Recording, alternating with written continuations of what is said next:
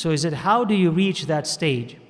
It's not by delaying benefits or saying, today is a day off, so I'm not going to benefit at all. I'm not going to learn anything at all. And that day becomes 2 and 3 and 4 and weeks. No, it says that your idea should be every single day, I must learn something new. I must attain something that I did not have before. Learn something new that increases me in iman, increases me in practice. Similar to what? There is no day that's going to pass that you're going to say, today I'm not going to sleep. Today I'm not going to eat, right? Because you need constantly something to give you energy and to nourish you and to give you sustenance for tomorrow. You need that all the time. So it's the same thing with learning. Right? It doesn't have to be the same exact book. It doesn't have to be every single day the same exact benefit, the same exact quantity of benefits, hours and hours. But at least every single day you say to yourself, I must have this habit of learning something new and looking for that benefit wherever I can find it. So this book and that book, this sheikh and that sheikh, this lesson and that lesson, that's what your intention is. This is the attraction. So he says, if this is your intention, I want to learn something new every single day and apply it every single day. He says, this is how you'll be able to attain excellence in knowledge because your aim is high. And you want to keep learning. And you're not satisfied with what you have, but every single day you want to learn something new. And he says, وَطَرِيقُ الْإِسْتِفَادَةِ, and the way that you'll be able to benefit, one way that you'll be able to benefit, أَنْ يَكُونَ مَعَهُ فِي كُلِّ وَقْتٍ مَحْبَرًا. He says that every time you will have some ink with you, meaning that you'll have a pen and an ink and paper. You will be able to record whatever benefit you come across. حَتَّى يَكْتُبَ مَا يَسْمَعُ مِنَ الْفَوَائِدِ الْعِلْمِيَّةِ. So you're attaining a lesson, you're reading a book, meaning that you will have a notebook with you. Today you may say, I don't need it, I have my phone. So a lot of people use their phones to record whatever benefits come across, whether they record the audio or they sit and they write it down. Either way. But he's talking about a time when people needed to have a kind of a notebook with them. So attend any lesson, any lecture, any halaqah. Right? You may hear something that is very beneficial. An ayah and its explanation, its tafsir. A hadith that you'd never heard before, or its explanation. A really interesting point that opens up gates of knowledge for you that were closed before. Answers a question, whatever it is. It says, record it.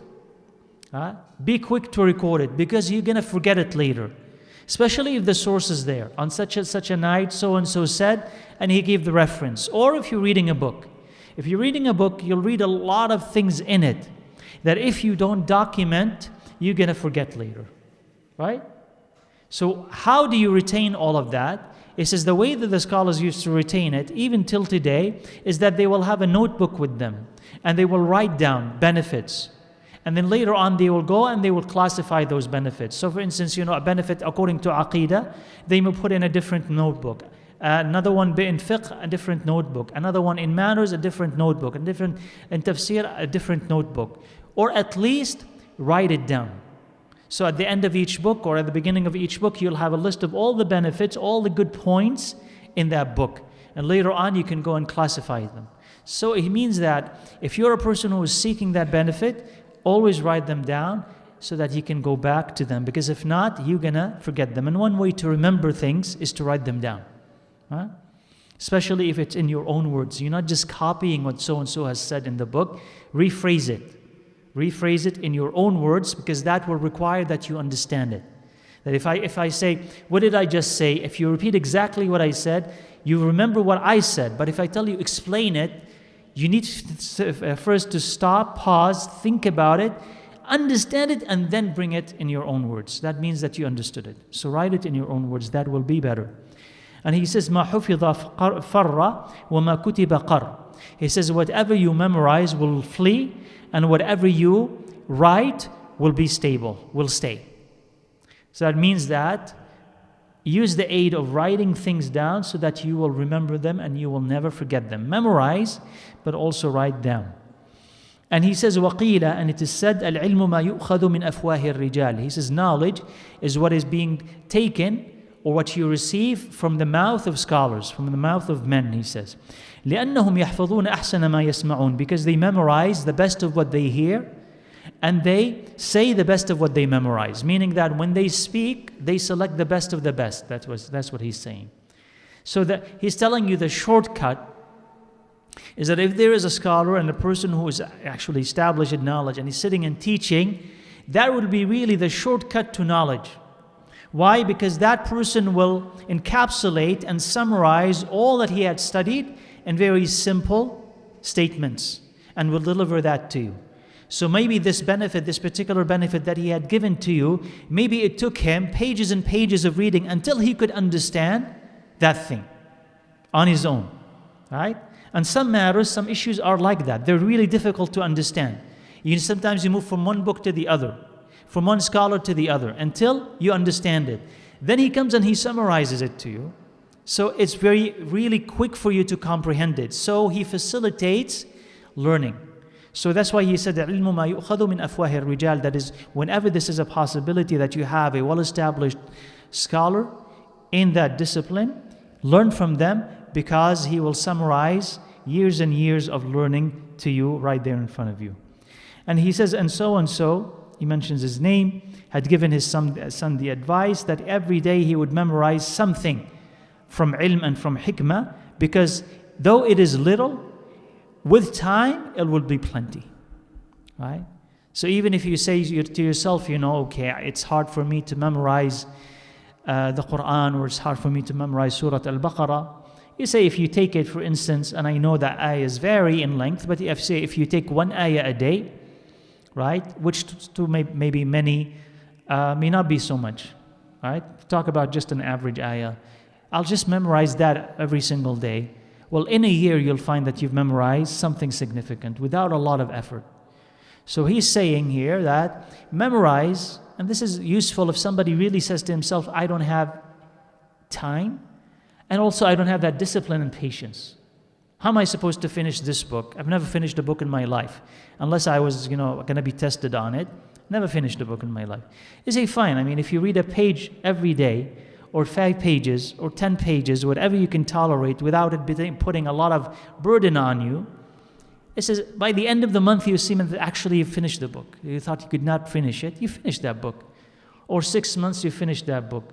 And you look at it and you'll say that is an achievement in itself, and that will give you motivation to keep learning, right? So he says, memorize or read something simple every single day. You just have a plan, it's as simple as that. You can pick a time after Fajr. Remember, we talked about this before, right? After Fajr, before I go to bed, between Maghrib and Isha, just pick one time where it's peaceful and you have a clear mind and you have usually the appetite to go and do something, and just give yourself 10 minutes and see. And with time, and with dedication and consistency, you'll find that you'll be able to do this, and of course with dua, right? And he says, he says, Isam ibn Yusuf, he says he bought a pen with a dinar, لِيَكْتُبَ مَا يَسْمَعُهُ فِي الْحَالِ, so that he could write what he was listening to at this particular moment. Meaning that he paid a lot of money. So what he's saying is that in one of those times, he was sitting, he didn't have a pen with him. He had heard something, and he wanted to document it at that particular moment, so he bought it with a dinar, which is a lot of money for one pen. But why? He says, because it was precious. Learning was precious, so buying the tools of knowledge so that he doesn't miss out on that and not forget it was also precious. So he says, فَالْعُمْرُ قَصِيرٌ, our time on this earth is limited, وَالْعِلْمُ كَثِيرٌ, and knowledge is plenty, and there's no limit to it. So that in order for you to attain whatever you can of it, you need to dedicate yourself to it, and you need to give time to it, and you need to be consistent. So he says, the seeker of knowledge shouldn't waste his time, shouldn't waste his hours, and should seize the nights and seize his free time. Right? So whenever free time you have, whatever, especially during the night when it's peaceful, there's not a lot of disturbances, it says seize those moments, because those moments eventually will accumulate to become something important. That is the difference between an ignorant person and a knowledgeable person. A difference between a person who is swimming in doubts and he has no answer to them, and a person who has read enough that Allah has saved them from his doubts. He has answers already, or at least knows the path of how I can escape these doubts. by returning back to Allah Azza wa Jal, by asking Him for guidance He has in what he has read and answer already. And that's the difference between the alim, or the person who wants and aspires to be alim, and the person who is drowning in ignorance. The person who's drowning in ignorance doesn't know how to escape it. But the person who is alim has the tools. If he doesn't know already the answer, at least he knows how to find it. He knows how to look. And he has the character, he has the knowledge to be able to save him and save those who are around him. He can give good advice, and he can also benefit himself as well. So and so has said, يحكى عن يحيى بن معاذ الرازي. He said that the night is long, do not shorten it with sleep, and the day is bright, do not sully it with sin. So meaning that take advantage of your nights so that you can also study in them, and at the same time do not disobey Allah Azza wa Jal during the day. So seizing the moment, seizing the opportunity to learn, and also taking advantage of a sheikh whenever you find that sheikh so that you can benefit from them. He says, not everything that passes, and if you have an opportunity to sit and learn with someone, don't let it go, because if it goes, it may never come back, like he was saying. He says, كم من شيخ كبير أدركته وما استخبرته. He says, how many sheikh, established sheikh or a knowledgeable sheikh, I met him, but he did not learn from him. And so that will remain as a regret. So this is what that second, the verse of poetry here, the following verse of poetry, it says, لهفا على فوت التلاقي لهفا. It says, I'm regretting missing that person and not learning from him. So regretting it. Not everything that goes away can come back and be recaptured. So same thing for days. Same thing for youth. If it goes away, you cannot recapture it. And it is, it's not important as long as you are young. As long as you're young, you think that you have all the time that you have in the world. You can always make it up. As long as you are free, you think that, I'll be free tomorrow and the day after and so on. As long as you're healthy, you think, I'll be healthy all the time. Until all these ni'mas go away. And then you'll recognize how important they are. So he says, if you have them, and if you don't believe that, ask someone who's older. And he'll tell you that he was as healthy as you are, if you are young. He'll tell you, as I was as healthy as you are, as carefree as you are, as whatever as you are. But now I'm not. Now I'm not as healthy. Now I have a lot of distractions. Now I don't have time. So I was just like you. And everybody was just like you. And you'll become like everybody else who's older than you. So it's not mystery. The path is the same path. So take advantage of it before it goes away. And the following advice from Ali ibn Abi Talib radiyallahu anhu is important. He says, إِذَا كُنْتَ فِي أَمْرٍ فَكُنْ فِيهِ. He says, if you're doing something, then do it. If you're concentrating, doing something, engaged in it, occupied by it, then concentrate. Don't be distracted by something else. Concentrate in doing this thing. وَكَفَى بِالْإِعْرَاضِ عَنْ عِلْمِ اللَّهِ خِزْيًا وَخَسَارًا. And it's enough disgrace and loss that you would turn away from the knowledge that Allah Azza wa Jalla has sent down. وَاسْتَعِذْ بِاللَّهِ مِنْهُ لَيْلًا وَنَهَارًا. And seek Allah's protection from it day and night. So the first part of the advice here is important. He says, if you're in an issue, in a matter, just focus on it. Meaning that if you're in a halaqah and you're listening to it, listen. Why did you come? Right? I didn't come here to text somebody else, right?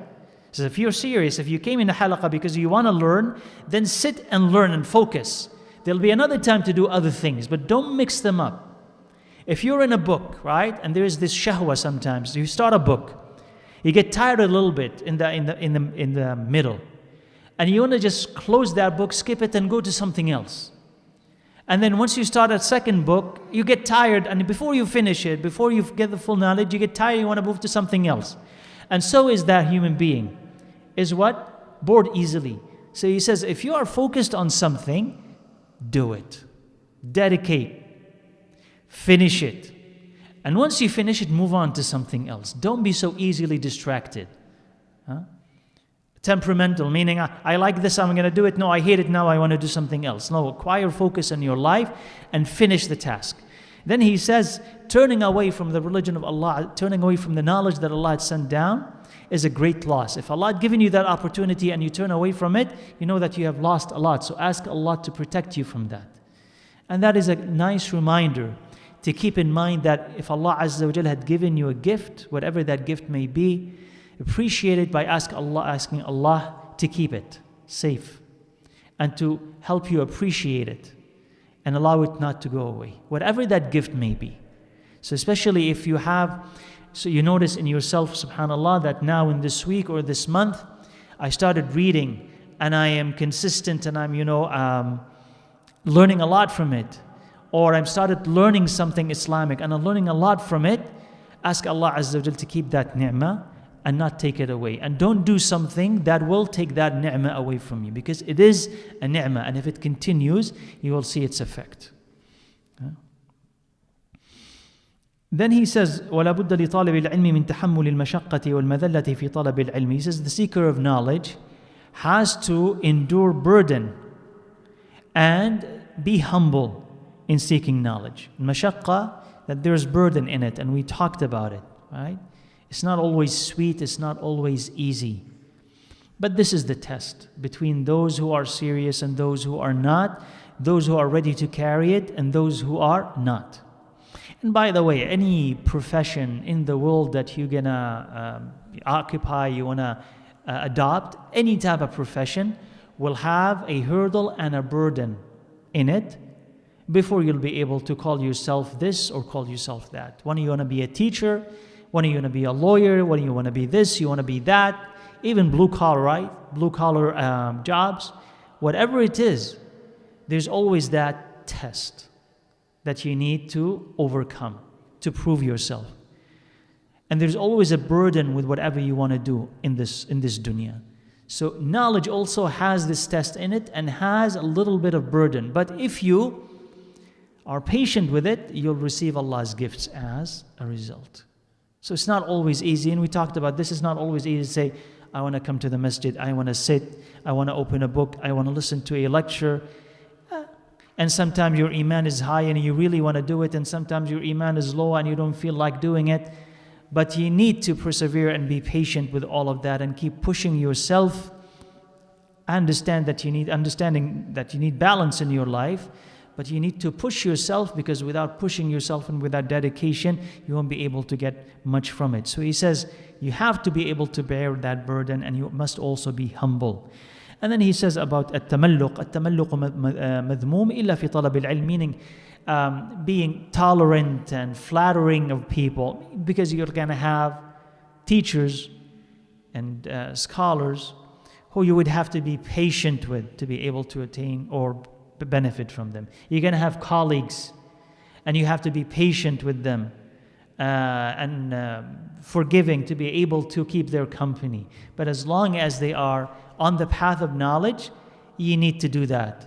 And eventually you'll be able to get maximum benefit from it. So even if your teacher at times may be in a bad mood, you need to tolerate that. Your teacher sometimes is not going to explain things very well. They're going to shout at you, is going to call you stupid, or what. Still, he's saying what?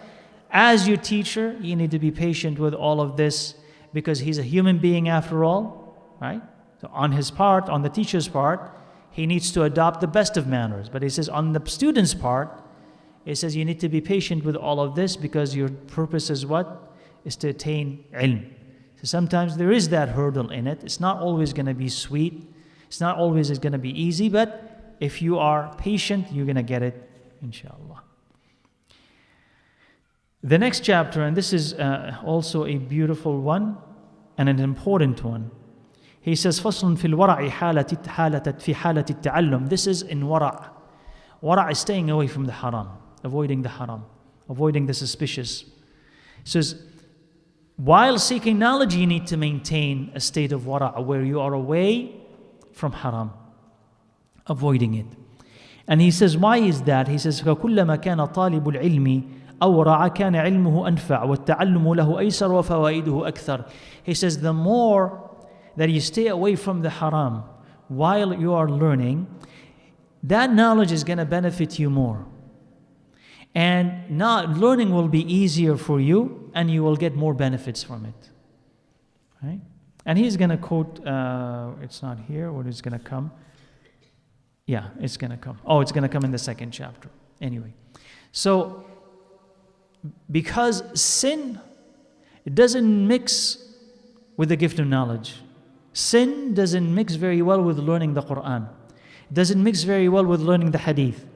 It doesn't mix very well with learning Islam in general. So he says the purpose of learning is what? What we said. What is the purpose of learning? Remember? You know that, right? Why do we learn everything that we're learning? To increase your taqwa, right? So that you can take it and put it into action. Of course, you want to know Allah Azza wa Jal, but there's a consequence to knowing Allah, which is that you want to put it into action. Now, if your actions are devoid of taqwa, it means that whatever you are learning is not benefiting you. It's not being put into practice. So there is here an aborted part of knowledge, right? A missing part of knowledge. And that missing part means that you have not really learned it well. Because there's a complete circle to knowledge, right? There's a complete circle. When you learn something, just here internally, when you learn something and you understand it, and then you start applying it, that application will teach you something about it that you did not know before. So the benefit of anything, the benefit of the Quran, the benefit of salah, the benefit of fasting, the benefit of hajj. So if you did not go to hajj and you learn everything about hajj, this is how you perform it, this. Just by reading a book, did you learn everything about hajj? No. By reading everything about salah, did you actually learn everything about the salah? No. Because even if you say, oh, as-salah forbids evil, تنهى عن الفحشاء والمنكر, you learn that. But you're not really going to learn it until you pray and you're dedicated in your salah and you find out how it forbids evil. Then you will know. Then your knowledge have now rise to a level that just theoretical knowledge or book knowledge could not have given you.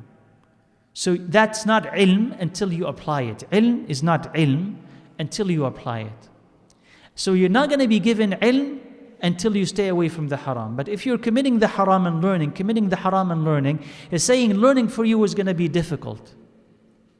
Because there's going to be an obstacle there. You've given the shaitan authority over your life with the sin that you're given. And you need to fight him to be able to learn. So how could you fight him while also at the same time you're giving him power over your life? So learning itself is going to be difficult. Understanding is going to be difficult. And you're not benefiting with that knowledge. So that knowledge needs to be taken and needs to be applied. And here we are talking about wara'. Wara' meaning staying away from the haram. And there's a level even beyond that. Okay, and that level is staying away from what is ambiguous or suspicious matters. But the first step is staying away from the haram. And there's more, inshallah, that's going to come. He says, وَمِنَ الْوَرَعِ الْكَامِلِ. Now he's going to talk about extra wara'. Extra wara', right? And يَتَحَرَّزَ عَنِ الشَّبَعِ. That a person does not overeat. Okay? So why? This is, he says, from the adab. This is from adab. Right? To stay away from what hinders seeking knowledge. He does not overeat. He does not oversleep. He does not overtalk. So why all of that? Because it contradicts clarity. It contradicts your energy if you want to really learn. So what happens when you overeat? You get tired. Okay, you can't study. You can't remember. Okay, and when you get tired, what do you want to do? When you overeat and you get tired, what do you feel like doing then? Just sleeping. Right? So you have no energy to do anything useful. So he says, and you avoid oversleeping, because if you oversleep, you wake up and you're still tired. And you begin to develop it as a habit. I have to sleep so many hours in a day. So you're wasting so many hours. And one of the things that have barakah, and he will talk about, is that Rasulullah ﷺ said that there is barakah in waking up early. Il-bukur, waking up early, has barakah in it. So you are of the habit, and how many people have that habit? To stay up at night. Okay, stay up at night till what? What time? 1 o'clock, 2 o'clock, 3 o'clock. Maybe some people up to Fajr. And then you get to sleep. You miss the bukur completely. Bukur is after Fajr. So you miss that blessed time. So the time where you're supposed to be sleeping actually is at night. You've turned it into day. And the time when you're supposed to be awake, which is the day, you turned it into night. And you missed out the time of barakah. So that's not how it's supposed to be. It's supposed to be what? That unless you are worshipping Allah Azza wa Jal after Isha, what are you supposed to do? Go to bed. And the Prophet ﷺ would hate talking after Isha unless there is something, right? Unless, it's an act of worship. But كان يكره الكلام بعدها. It's hated to talk after Isha. That is why? Because you're supposed to go to sleep, right? I understand that from next week Isha is going to be 6:30, right? Right? So yeah, of course, moderately. We're talking about moderately, right? Isha, and then you have to, maybe your lunch is after, whatever you need to stay. But you don't stay up way too late. That's what we're talking about. Not up way too late. That is going to what? Hinder or obstruct you waking up for Fajr, and then obstruct you from taking advantage of that blessed time after Fajr. So al-Bakur is a blessed time. So he says, Kathratun Nawm, avoid oversleeping and also over-talking. Because that's also a distraction and it corrupts the heart. So it's a distraction and it corrupts the heart. How does it corrupt the heart? Why is over-talking corrupting to the heart? Why? Because if you over-talk, what happens? You'll make mistakes. The more that you talk, the more that you're going to make a mistake. Guaranteed, right? Either you're going to be lying, or you're gossiping about somebody else, or making fun of somebody else, or getting in a fight with somebody. That's what happens when you overtalk. If you're selective, yes. But if you're not, and you just keep babbling, you're going to say something that you're going to regret. You're going to say something that is useful. So that's distracting to the heart and takes you into valleys and corners that you don't want to go to.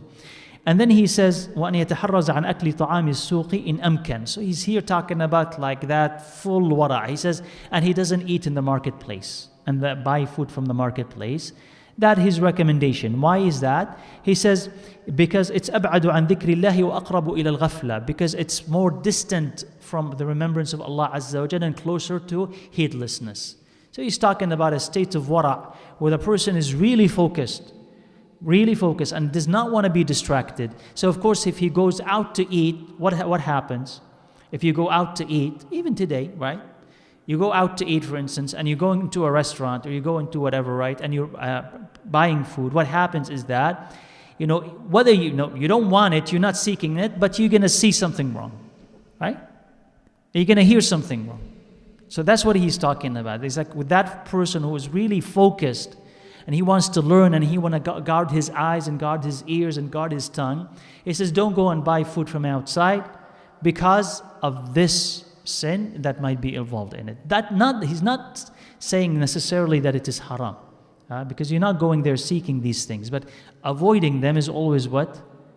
Better, right? Avoiding it is always better. And he says also because, that's not very relevant, because he says the poor may see you buying stuff like that and they cannot buy it, and so that they may envy it, so there is no barakah in it. That's a possibility. I don't know if this is very applicable today. But he says that, yes, buying food from outside could have those shortcomings in it. Wallahu a'lam. And then he mentions a story here just confirming, not purchasing food from outside, but eating home-cooked food, which is anyway always better whenever that is possible. But he says, that is why the scholars of past used to have so much wara and so much delicate wara that Allah Azza wa Jal blessed their work and blessed their output, their knowledge output.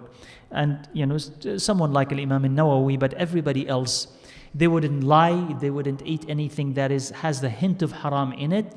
They've guarded their stomachs, they guarded their eyes, they guarded their ears completely. And so they were pure as you can get as a human, but they were pure enough that when they spoke, there was ikhlas in whatever they were saying. When they wrote, there was barakah in whatever they were saying. So what they said lasted. So you want to seek the barakah, and maybe why is there's less barakah today in things that we say and things that we learn, is because we really are ourselves polluted. So if you purify yourself, a little bit of knowledge will be enough. Okay? And how many times have we heard the same reminders in Jum'ah, right? or in halaqas, and it's the same thing, and we've memorized it, but we've never applied it. And it never made a dent. Right? We never really changed. Why is that? It says because that self, the heart, is not ready to accept it. The heart is actually fighting with it. I know it, but internally I'm fighting with it. I don't want to do it. Whereas for the people of past, and we still have some today, alhamdulillah, but the people of past in particular, they would hear one advice and that will change them. Why is that? So a little bit of knowledge for them was a lot. But for us, a lot today is very little because we don't apply it. So this is the state of wara'. Staying away from the haram will keep your heart alive. And if your heart is alive, you hear one ayah, you'll follow it. You hear one hadith and you will follow it. And that's the real benefit of knowledge. And also he says, and to stay away from backbiting and to stay away from keeping the company of those who overtalk. And he says, because people who do that, they will just steal your minutes and hours away from you and just waste your time. So of course, avoiding backbiting. And avoiding backbiting in particular when it is disguised as religious. Right? Disguised as religious. Because sometimes this is what happens. What about Sheikh so-and-so? What about the student of knowledge so-and-so? What about the fight between this da'iyah and that da'iyah? And you talk about it. And it has the appearance of being religious. Because we're talking about religious things. But the purpose is not learning. The purpose is what? You're curious about the fight. Just like what happened with sister so-and-so who's fighting with sister so-and-so. That's exactly the same thing. So I'm interested, if I'm interested in domestic disputes, I'm really only interested in the fight. I'm not going to get anything from it. I'm just curious about who fought with who and what happened to them. Human curiosity. And if it's the same when it happens between scholars, I'm just interested in the fight. And I'm not really learning anything from it. So if this is not beneficial, and this really advice I hope that you can keep in mind if you're a person who had been exposed to this. If this issue between this scholar and that scholar who are fighting, this is not going to benefit you, leave it. You're not a judge. You're not the judge, first of all. And it's not going to help you. So, why are you interested? Okay, leave it. And if you say the issue is confusing, well, learn enough to reach a level where that issue is no longer confusing to you. Right? You follow what I'm saying? That learn enough, right? If I'm at a basic stage and those scholars are arguing about something that is advanced, you're not going to understand it anyway. You'd be more confused. And you listen to so-and-so and you'll be thinking, oh, he's right. Or the other so-and-so, maybe he is right. It says leave this all together and learn enough. And then either one of two things will happen. Either by the time that you learn enough, they'll resolve that thing. You don't need to worry about it. Or if it's not already resolved, you'll learn enough that you'll be able yourself to decide so-and-so was right and so-and-so was wrong. But don't follow the trend. The trend is to talk about this or to condemn this person or condemn that person. And once we finish with them, we move to another group of people and we talk about those and so on and so on. So if that is what knowledge to some people is, okay, know that this is really not the company that you should keep. Leave that and actually learn something that's going to benefit you, right?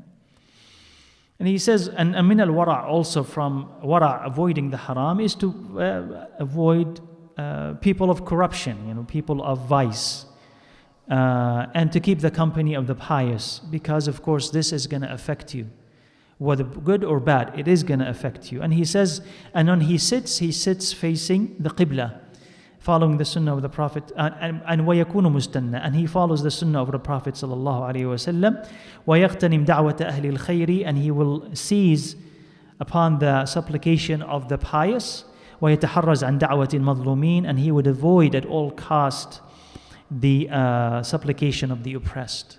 Meaning that he never hurts somebody to give them the chance to raise their hands and make dua against you. So if there is any opportunity for you to, if you had hurt somebody, to go and seek forgiveness from them, you do this. Right?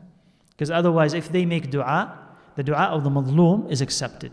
If someone is oppressed and they make a dua, that's accepted. He says, so save yourself from this. So don't hurt anyone. وَيَغْتَنِمْ دَعْوَةَ أَهْلِ الْخَيْرِ, and you seek or seize the supplication of the pious. Not necessarily by you going and saying so-and-so make dua for me, so-and-so making dua for me, but being in their company, being in their midst, right? Because in that way, you will gain their dua. They will make dua for you as you are making dua for them. يجلس مستقبل القبلة, one of the sunnahs, and it's only a sunnah, but one of the sunnahs that if you really want to learn, find where the qibla is and sit facing the qibla whenever that is possible, easy, and appropriate for you to do, because the Prophet ﷺ praised that direction, the direction of the qibla. So that also is a sunnah. And in general, follow the sunnah of the Prophet ﷺ. And he says the seeker of knowledge should never look down on and forsake the manners and the sunnah. So even though we're talking and we're saying it's just a sunnah, no, it is a sunnah. So don't look down on it and ignore it. If it's adab, don't look down on it and ignore it. Because he says, if you ignore that, if you ignore the adab, you're going to ignore the sunnah. If you ignore the sunnah, you're going to ignore the obligations. So it's not a circle, right? So this adab and the sunnah are protection for the fara'id. So if you are able to break this circle, you're going to break eventually the circle of what? The obligations themselves. So keep yourself always with what? Protected. And don't ask, right? One of the adab when it comes to what Allah has said, whatever the Prophet ﷺ has said, is before an application, don't ask, is this sunnah or an obligation? But rather you try to do it. And only ask whether it's a sunnah or obligation when you cannot. When you cannot. Right? Or you have to teach somebody. But otherwise, don't say to yourself, well, just simply a sunnah. Or some scholars have said it's a sunnah, and some scholars have said it's an obligation. So if already in your mind, it's already demoted to a sunnah. You follow? So, for instance, the Prophet ﷺ, let's say, has prohibited, in a statement, has prohibited something. Some scholars have said it's haram. Some scholars have said, no, it's only disliked. So when you read about that disagreement, in your mind, you say, well, it could only be disliked. So you start doing it. Because in your mind, it's what? Only disliked. But then you have to remind yourself of two things. One, but other scholars have said what? It's haram. So you could be doing haram. So why not avoid all of this and avoid it? Whenever possible. If it's easy, just simply avoid it. Plus, the Prophet ﷺ himself said, do not do this. Right? Shouldn't you, out of respect, not do it? Even if it turns out eventually that it's just simply disliked. So out of adab, you avoid it. So here, you should not ignore anything that Allah Azza wa Jalla and His Prophet ﷺ either has commanded or has prohibited. By saying, well, it's only adab or it's only disliked. Avoid it if He had prohibited to the best of your ability, and do it to the best of your ability if it is commanded. And he says, وَيَنْبَغِي أَنْ يُكْثِرَ الصَّلَاةِ, he should pray a lot, وَيُصَلِّي صَلَاةَ الْخَاشِعِينَ, and really pray with khushu', because this will help him. Right? Salah will help in everything. So one of the things that we mentioned before is that if a person is going through any difficulty, one of the sunnahs of the Prophet ﷺ is to engage in salah, is to pray, start praying, which is something that we don't remember. So you've just received bad news, or you're going through some bad, moments, some bad days, right? And you don't know what to do and how to get out of it, how to overcome that feeling. One of the things that will help is to pray. Okay? So you seek, a place that is quiet, where you're by yourself, where you can concentrate, and you start praying. And you pray a lengthy, contemplative prayer. This is how Allah Azza wa Jal will aid you and help you. You need guidance, and you don't know where guidance is going to come from. You need an answer, or you're anxious, you don't know how to overcome that. Engage in salah, and again, lengthy contemplative salah, and you will find that the aid of Allah Azza wa Jal will soon arrive. Soon arrive, at least internally. Internally, Allah Azza wa Jal will stabilize your heart, and Allah Azza wa Jal will open your eyes, and will give you insight and wisdom. And then later on, maybe something else. Maybe Allah will give you a strength to be able to solve it where you did not think that you had that strength before. Change your mood where you thought that nothing could change it, but Allah Azza wa Jal could change it because Allah controls everything. So he says, and also in seeking knowledge, if you find it to be difficult, if you find it to be understanding things or pursuing them, any difficulty in it, he says also seek salah, because salah will assist you bi'awnillah Azza wa Jal. And then he says that these verses of poetry, كُنِّ الْأَوَامِرِ وَالنَّوَاهِ حَافِظًا. He says, observe the commands and then also the prohibitions of Allah Azza wa Jal, and observe the salah on time. وَاطْلُبْ عُلُومَ الشَّرْعِ وَاجْهَدْ وَاسْتَعِنْ بِالطَّيِّبَاتِ. And says, and seek the knowledge of the Sharia and be diligent. وَاسْتَعِنْ بِالطَّيِّبَاتِ. And seek the aid of what Allah has allowed, meaning the halal, and avoid the haram. And you will be a faqih who memorizes and who has knowledge. وَاسْأَلْ إِلَهَكَ حِفْظَ حِفْظِكَ رَاغِبًا. And ask Allah Azza wa Jal to stabilize whatever you have memorized, meaning always believe and know that Allah Azza wa Jal is with you, and that Allah Azza wa Jal is the one who is enabling you to do all of this. Naam, and the end of this chapter he says, let me see, أطيعوا وجدوا ولا تكسلوا, يعني something like, okay, so we'll read that. So he says, obey Allah Azza wa Jal and be determined and diligent and do not be lazy, and know that you are going to be returning to Allah Azza wa Jal. ولا تهجعوا, and do not sleep, or we can say do not oversleep, because he says the best of creation, قليلا من الليل ما يهجعون, they would sleep little at night. And that's an ayah, كانوا قليلا من الليل ما يهجعون وبالأسحار هم يستغفرون. So he says in the beginning of it, obey Allah Azza wa Jalla and be dedicated, okay, in pursuing knowledge, and don't be lazy, right? Don't be lazy. You say, well, how can I not be lazy? He says, by asking Allah to help you. So taking the physical means for you not to be lazy, the things that we talked about.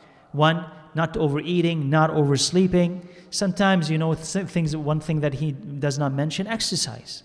Exercise is also one thing that's going to give you energy. So to be physically active will also inject energy into your life. So also do that as well.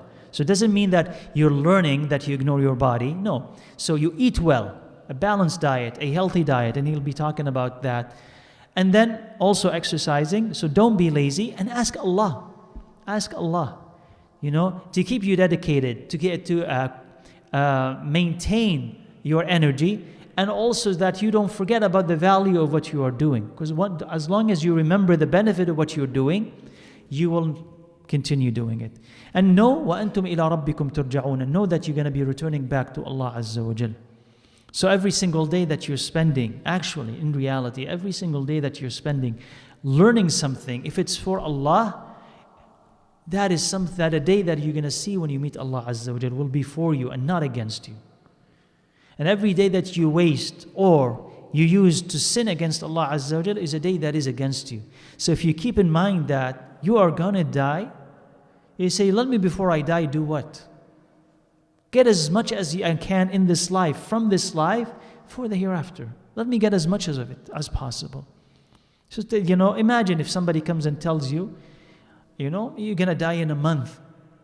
Or you're going to die, and there are people actually like that. You're going to die in a month. You're going to die, unexpectedly. Unexpectedly. You go to the doctor, and there are people like that in your city. You are going to die unexpectedly.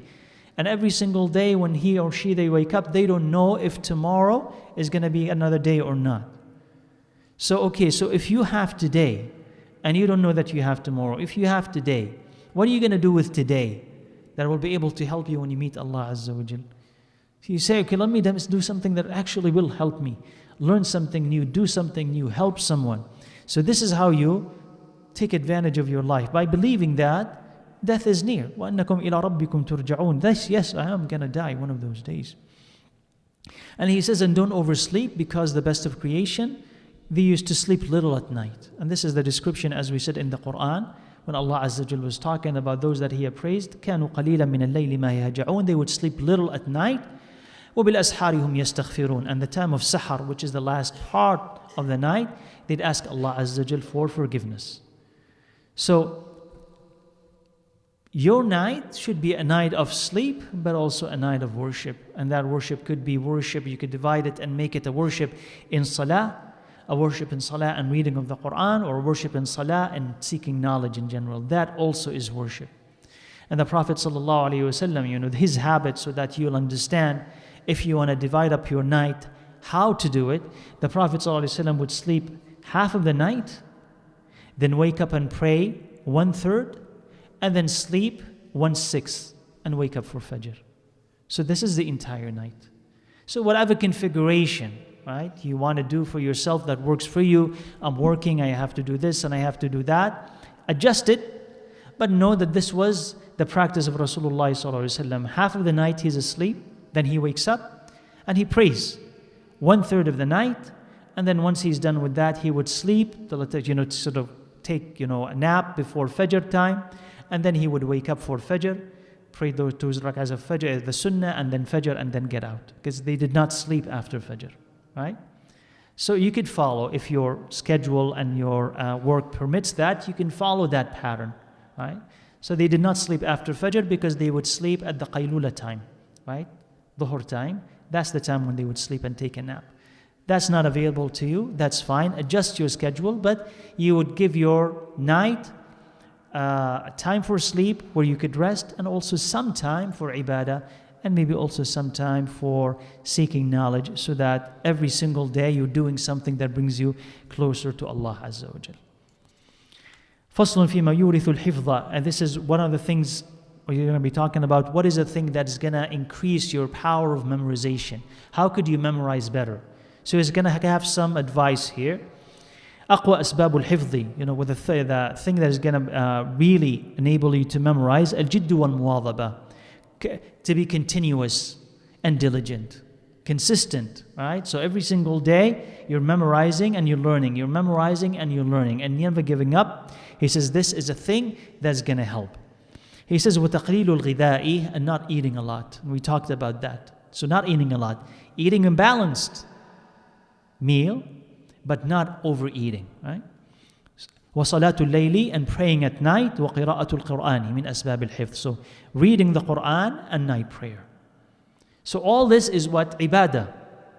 All this is ibadah. So reading of the Quran will sharpen your mind and keep you connected to the words of Allah Azza wa Jal. So of course, when the words of Allah enter your mind, enter your tongue, and on your tongue, enter your body, your ears listen to that, you must believe that they will have an effect on your entire body, that they're going to reshape your whole body. So reading the Quran is something else. So of course they're going to endow you with abilities, and Allah Azza wa Jalla will bless you because of it. So he says one of them is memorization. That will enhance your memorization. Salatul Layl, where you will be able to ask Allah Azza wa Jalla, right, to give you power, and then to improve whatever abilities you have to continue learning, and not eating a lot. We talked about that. And he says, ليس شيء أزيد للحفظ من قراءة القرآن نظرا. He says there's nothing that's going to help more to memorize or enhance your power of memorization than reading the Quran, especially from the Mus'haf itself. And there is here a saying from the Prophet ﷺ, the one who would be pleased to love Allah Azza wa Jalla, let him read in the Mus'haf. So there's a virtue to reading in the Mus'haf. Of course, if you are a person who had memorized the Quran, you can just read the Quran from memory, right? Just for you to review whatever you have said. But if you wanna kind of, let's say, read the Quran, you're not a person who's reviewing his memorization, and you want to read the Quran, they say, Wallahu A'lam, that reading the Quran from the Mus'haf is better than from memory. And the reason they say is because more of your body is engaged. More of your body is engaged in the process. You follow what I'm saying? That is, your eyes are also. Your eyes are also. It's not only your tongue, and not only your ears, but also your eyes are involved in reading from the Mus'haf. So they say, everything else being equal, reading from the Mus'haf is better. But if you need to review what you have memorized, then review what you have memorized in whatever way is best for you. That will keep it in your mind, inshallah. And here he says that 2 verses of poetry that we've mentioned early on, شكوت إلى وكيع سوء حفظي, attributed to Ash-Shafi'i, that he complained to Waki' about his inability to memorize at one point in his life. And so Waki' told him, leave and stay away from every sin.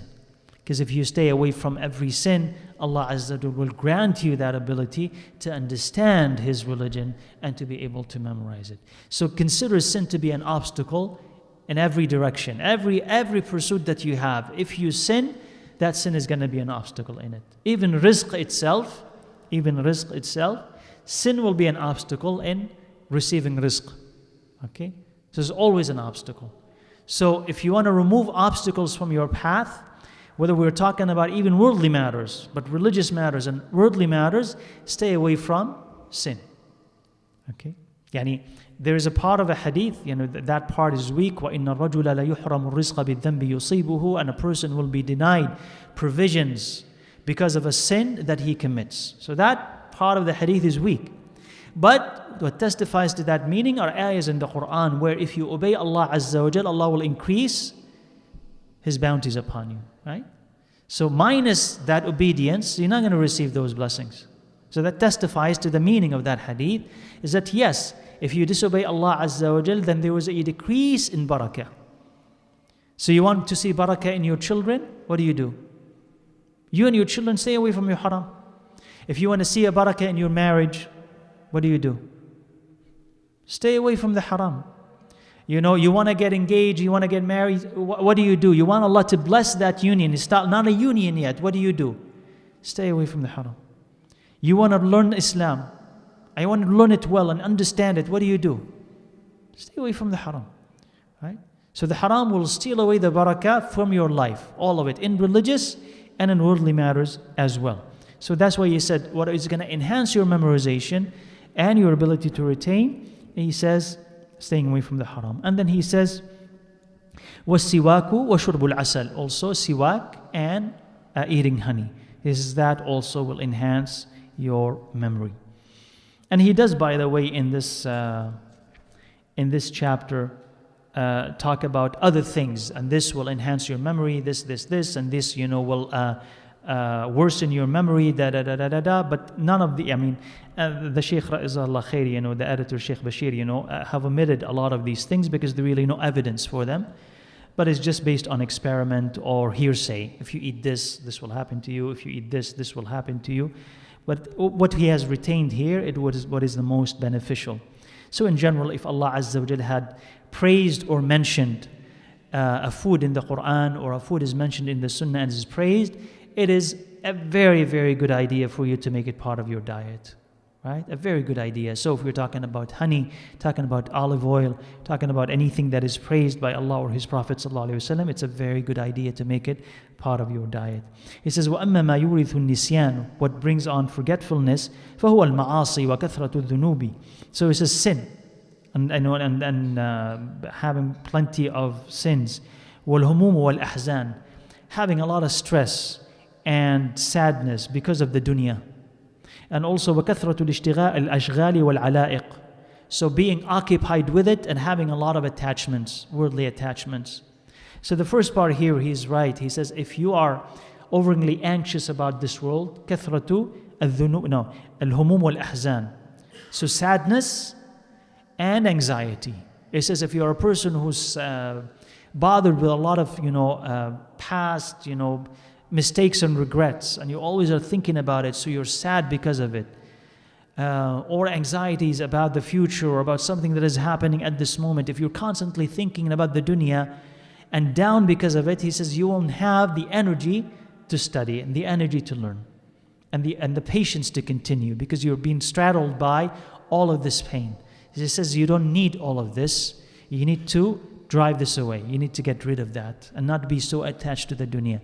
And if you have a lot of ashghal and ala'iq, you're busy in this dunya with this and this and this, and you attached to this and you attach to that, he says that also will suck all your time and leave little for you to be able to concentrate and to be able to learn. So yes, you're going to need to learn. You're going to need to work in this life, and you're going to need to earn a living, and you have your academic pursuits and all of this or that. He says, but when you're done, just concentrate on what Allah Azza wa Jal wants, and leave matters of the dunya to Allah Azza wa Jal. If you're worried about something, give it to Allah. If you're sad about something, give it to Allah Azza wa Jal, and concentrate on really what benefits you, and try to decrease your attachments to this life. Because as he has said previously, the dunya is not that significant for you to be so sad over it or worried about it. Whatever you've lost, you can find again. And whatever you are worried about hasn't happened yet, so you don't need to worry about it. It may never happen. And if it happens, Allah Azza wa Jal will assist you, so it's not going to be as bad as you think it's going to be. So no need for you to be sad and no need for you to be worried. Leave the dunya. It is so insignificant in Allah's eyes. And focus on what Allah considers to be the most important thing, which is the hereafter. Focus on the hereafter, and Allah Azza wa Jal will drive away the concern of the dunya from your heart. But if the concern of the dunya is in the heart, it's hard for you to care about or even have the mood to even hear about anything about the hereafter or anything that is religious. And he says, this is what he says, that the wise person, the intelligent, shouldn't care about worldly matters so much, because it hurts you and it doesn't benefit you. And humumud dunya, worldly distresses and worldly pain, brings darkness to the heart. And if you always are thinking about this painful thing, it just fills the heart with gloom. And you don't have a space in it, right? As I said, you don't even have the mood to do anything else, not any hope that your situation is going to change, and you basically you have given up on this dunya and maybe given up on the akhirah. So this is what this breeds. So you cannot really not worry about the dunya as much. But whereas if you worry about the akhirah, it brings light to the heart. Because the worry about the akhirah will motivate you to do something. So you'll start worshipping Allah Azza wa Jal. And that anxiety will be filled or replaced with peace and tranquility. So in the beginning, yes, you'll be worried about hellfire. But when you start worshipping Allah Azza wa Jal, you'll feel its sweetness. And so it will bring peace to you. The worries of the dunya, on the other hand, they don't bring any type of peace or satisfaction. So the worries of the akhirah are beneficial. The worries of the dunya are not. قال ويظهر أثره في الصلاة. He says you will see the consequence and the trace of your hem in the salah. So if you're worried about the hereafter, that will affect your salah. You'll be praying better and getting a lot more from your salah. If you're worried about the dunya, how does it affect your salah? You don't concentrate, right? Sometimes you don't even want to pray. You don't even want to pray. And if you pray, your mind is not there. You forget how many rak'ahs because you're thinking about something else. So he says it just brings darkness to your mind and darkness to your heart. So why should you do this to yourself? Allah can solve this. So remember always that matters or the pain of the dunya, Allah said, you don't worry about it, I'll take care of it. Pain of the dunya, Allah said, don't worry about it, I'll take care of it. You worry about the akhirah. Okay? You worry about the akhirah. And the path to Allah's forgiveness and mercy is easy. Okay? It's easy in the sense of what you just ask Allah Azza wa Jal for forgiveness and He'll forgive you. Ask for assistance and He will assist you. Yes, you'll be tested. But as long as you come back to Allah Azza wa Jal, you'll always win. So the path of the akhirah is not that difficult. But the path of the dunya is very difficult because when Allah is not with you, you're on your own. And on your own, you're defeated all the time. The shaitan is against you and you're defeated all the time. So keep that in mind that you don't need that darkness into your life. Focus on the akhirah. And again, balance. It's not like focus on the akhirah, neglect your wife. Or neglect your kids. Or neglect your parents. Oh, we need your help, we need some money. No, I'm focused on the akhirah. That's not balance. Okay? لِكُلٍّ حَقُّهُ. Everyone has their right. Okay, yourself has a right upon you, your parents have rights upon you, your spouse has rights upon you. You need to give everybody their right. Your children have rights upon you. Everybody has his right. You can't just sacrifice one's right because of somebody else. You can't say, I'll be learning the Quran and neglecting all of you because of it. You've sacrificed something that Allah had commanded you not to, and you'll be questioned on Allah Azza wa Jal. Right? So, forget about the worries of the dunya and worry about the akhirah, right? Now, فهم الدنيا يمنعه من الخيرات وهم الأخيرة يحمله عليه. So worries about the dunya will stop you from doing good. Worries about the akhirah will propel you to do something good. And he says, and praying with khushu', وتحصيل العلم. Praying with khushu' and attaining knowledge, that will drive away sadness. And that's amazing, subhanAllah, if you actually think about it. Why are you sad? Okay, a lot of time we are sad because sometimes really, or a lot of times, we have a lot of time to think about matters that make us sad. You have free time, right? And so the shaitan takes advantage of it and tries to destroy you because of that thing, because your mind has nothing to occupy it. So it keeps wandering, okay? And it usually gravitates towards pain of the past or the anxieties of the future, what happens here and what's going to happen then. So he says, instead of this, if you fill your time with something that is useful, especially something meaningful, that's going to drive away these thoughts and those occupations and sadness in general. And you will feel better. SubhanAllah. You will feel better about your life and you'll feel better about whatever, right? You know, the future and the present and the past. The more that you see, I've done something good. I've attained something good. So, one of the ways of pushing away sadness is learn the Quran, understand it, learn the Hadith, understand it, learn this deen, understand it, and you'll feel that you've gained something, and yes, something meaningful that will help me in the future, bi'idhnillah. And he says, Naam. So he says 2 verses of poetry. Someone is speaking to himself, and he says, O Nasr ibn Hassan, seek the assistance, meaning of Allah, and everything that you wanna keep and every knowledge that you wanna retain. ذاك الذي ينفي الحزن. This is the thing that's gonna drive away sadness. وما سواه باطل لا يؤتمن. And everything else is falsehood that cannot be trusted. And nothing else is gonna drive away sadness unless if you really learn. And you really learn something, especially from the Quran and from the Sunnah, pertaining to your situation, and that would be the best. You're gonna find yourself as if you're flying. Because of happiness, because you've learned something new, significant, and it's talking to you, it's speaking to your problem. And again, subhanAllah, that'll be the most marvelous thing, but it requires patience, right? It requires believing that the answer is here. The answer is there in the book of Allah. Keep reading it, and you will find the answer to the thing that is troubling you. And when you find it, it's as if you really, literally found a treasure. Nothing will be more precious to you. And you'll start having a relationship with the book of Allah Azza wa Jal unlike any other, because it's now based on experience. Not hearing somebody telling you read the Quran. No, you read it and you found something special. You. And that had become now a moment between you and Allah Azza wa Jal that you cannot deny.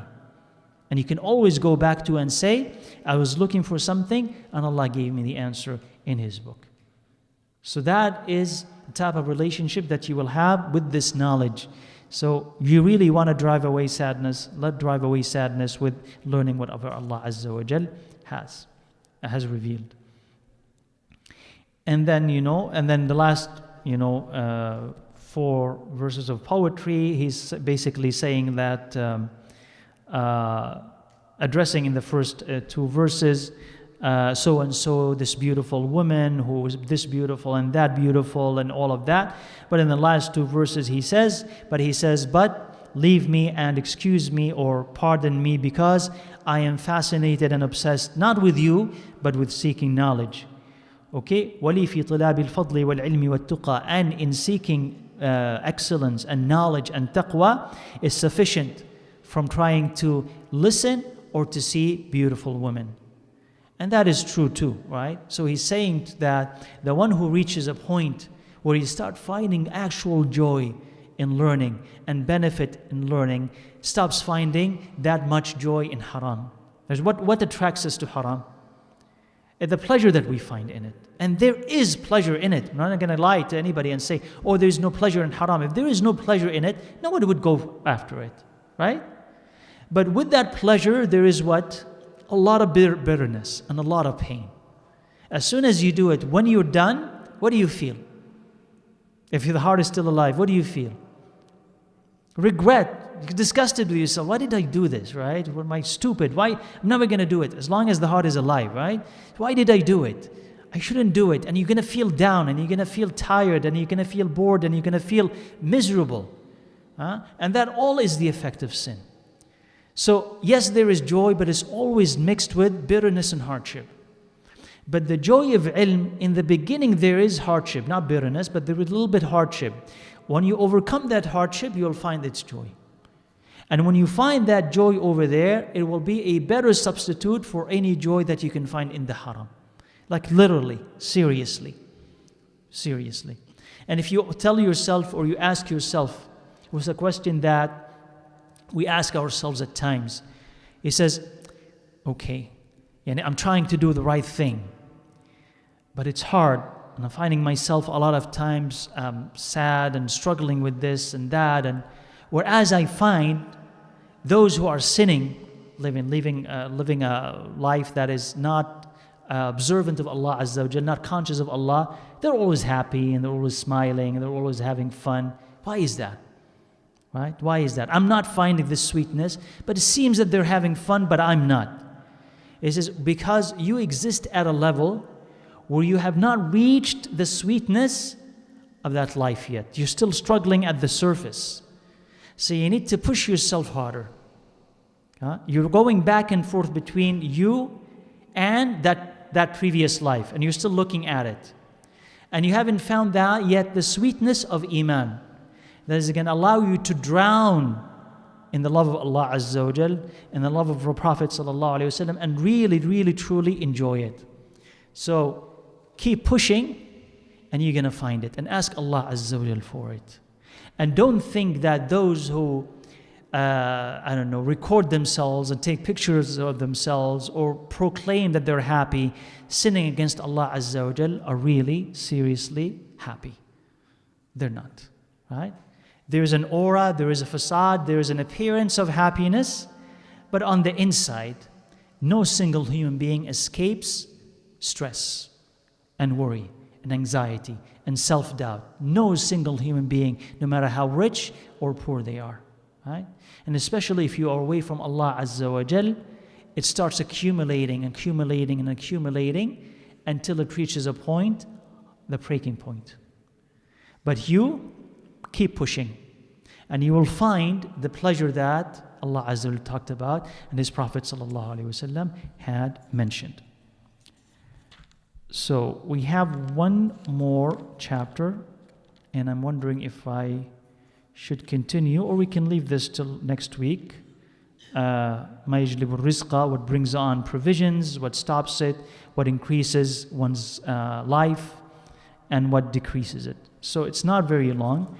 So we can leave this till next week, so we can finish it and then start with the next book. And as I mentioned, inshallah, the following book, which we'll start inshallah next week, is Min Adabul Islam. And it's available in the bookstore in both the Arabic and the English translation. So you can get that inshallah from it either before Isha or after Isha inshallah. So let's leave a little bit of time to see if there are any questions, and if not, we can stop. So you could get ready for Isha inshallah. So that I don't rush covering the second chapter, the last chapter, and to give you enough time inshallah for it. So yeah. What is it? I'm sorry, what? So in Arabic it's called Min Adabul Islam, Min Adabil Islam, and in English it's called